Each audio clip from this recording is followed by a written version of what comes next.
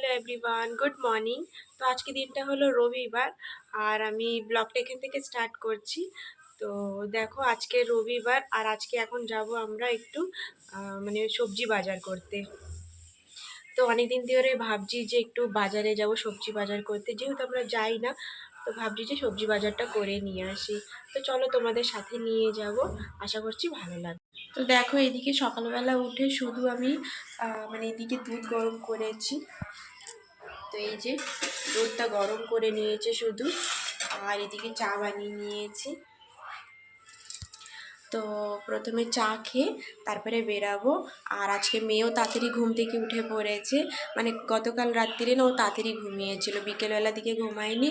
তো রাত্রিবেলা খুব তাড়াতাড়ি ঘুমিয়েছিল, তো আমাদের সাথে সাথেই উঠে গেছে। আর এখন ঘড়িতে প্রায় 7টা মতন বাজে। তো এখন বেরাতে হবে, তারপরে বাড়ি এসে ব্রেকফাস্ট বানাতে হবে, আর হাজব্যান্ডও বেরাবে। তো চলো যাওয়া যাক। আর এরকম বাজার কোনো দিন যেতে সুযোগ পাই না। তো হাজব্যান্ড বলছে ঠিক আছে চলো তোমাদের নিয়ে যাই। বেশ অনেক দিন ধরে আমি বলছি যে চলো এরকম সবজি মার্কেট যাই, ওখানে সস্তাতে পাওয়া যায় সব কিছু, আর একটু ঘুরেও আসবো, বেশ ভালো লাগে। তো চলো যাওয়া যাক। আর আজকে একটু রোদও আছে তাই যেতে পারছি। তো তোমাদের সাথেই নিয়েই যাব। তো চলো রেডি হয়ে নিই, চাটা খেয়ে তারপরে রেডি হয়ে নেবো। তো দেখো এইদিকে রেডি হয়ে নিয়েছি আর মেয়েকেও রেডি করিয়ে দিয়েছি। তো এখন ওকে একটু দুধ খাইয়েই নিয়ে যাব, যেহেতু অনেক সকালবেলা, প্রায় এখানে 7টা মতন বাজে। তো এখন বেরাবো। আর মার্কেটটা না ওই 5টা, সকাল 5টা থেকেই বসে যায়। তো 7টা মতন বাজে, এখন বেরাবো। আর দেখো এইদিকে মেয়েকে না ওই দুধ খাওয়ানো করে গ্লাসে করে আমি দুধ নিয়ে যাচ্ছি, ও দূরে দূরে ছুটে চলে যাচ্ছে। মানে ওকে খাওয়ানো, দুধ খেতেই চায় না, দুধ খাওয়াতে ভীষণই মানে ঝামেলা করে। তো দেখো এইদিকে আমি গ্লাসে দুধ নিয়ে যাচ্ছি ওর কাছে কাছে, ও দূরে দূরে চলে যাচ্ছে। তো যাই হোক, কেমন করে ওকে খাইয়ে দিয়েছি দুধ। আর এখন আমরা দেখো বেরিয়ে পড়েছি। তো আমরা স্কুটি করেই যাচ্ছি। তো বাইরের ভিডিও তো খুব একটা শ্যুট করা হয় না, তার কারণ খুব একটা বাইরে আমি যাই না, হাজব্যান্ড বিজি থাকে করে খুব একটা বাইরে যাওয়া হয় না। তো আজকে সানডে আছে আর সকাল সকাল মানে এই মার্কেটটা বসে। তো ভাবলাম ঠিক আছে আজকে যাওয়া যাক, প্রায় অনেক দিন ধরে বলছি। তো হাজব্যান্ড বলেছে ঠিক আছে রবিবারে যে হাট বসে সেই হাটে যাওয়া হবে। তো দেখো এটা সাউথ আন্ডামানে, মানে দেখে নাও। আর এই জায়গাটা যেখানে যাচ্ছি সেইখানে জায়গাটার নাম হলো জংলিঘাট। জংলিঘাট মার্কেট, হাট বসে আজকের দিনে। তো দেখো চলে এসেছি মার্কেটে। আর দেখো এখানে ভীষণ মানে সবজি, সব রকমের জিনিস পাওয়া যায়। মানে ওই জুতো, জামা কাপড়, তারপরে ওই মেয়েদের যে ক্লিপ, ইয়াররিং, সব রকমের মানে পাওয়া যায়। ফল, সবজি, সব রকমের জিনিস বসে আজকের দিনে। আর এই হাটে খুব একটা আসা হয় না, তার কারণ আমরা মানুষই 3জন। আর এইখানে আসার পরে না অনেক কিছু কেনা হয়ে যায়, আর যেগুলো না ফ্রিজে রেখে রেখে খাওয়া হয়, তো অনেক কিছু নষ্টও হয়ে যায়। তাই হাজব্যান্ড এখান থেকে নিয়ে যায় না, ওই আমাদের বাড়ির কাছাকাছি যেই মার্কেট আছে সেখান থেকেই অল্প অল্প সবজি নিয়ে যায়। তো তাই খুব একটা আসা হয় না, কিন্তু আমার অনেক আসার ইচ্ছা ছিল। মানে এসছিলাম, সেই বিয়ের আগে এসছিলাম একবার বাবার সাথে। তো বিয়ের পরে এই ফার্স্ট টাইম আসলাম। তো ভীষণ ভালো লাগে, কিছু কিনি না কিনি, একটু ঘুরতে ভালো লাগে, দেখতে ভালো লাগে, ফ্রেশ ফ্রেশ, ভীষণ ফ্রেশ জিনিস পাওয়া যায় আজকের দিনে। আর দেখো ওইদিকে এঁচোড় নিচ্ছিলাম, তো এখানে দেখতে পেলাম যে এঁচোড় না ওই কেটে বিক্রি করছে, আর লতিও ছিল কেটে না বিক্রি করছে মানে।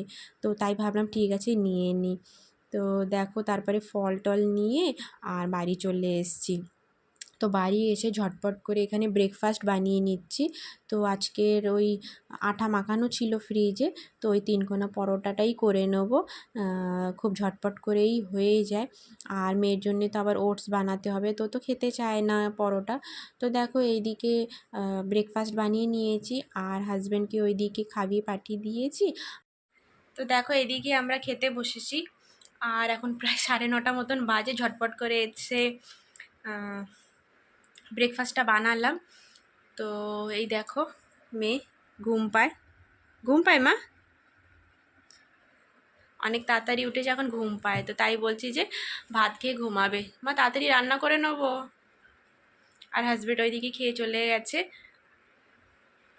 তো চলো ঝটপট করে খেয়ে নিই, তারপরে তোমাদের সাথে দেখা করছি। Bye bye.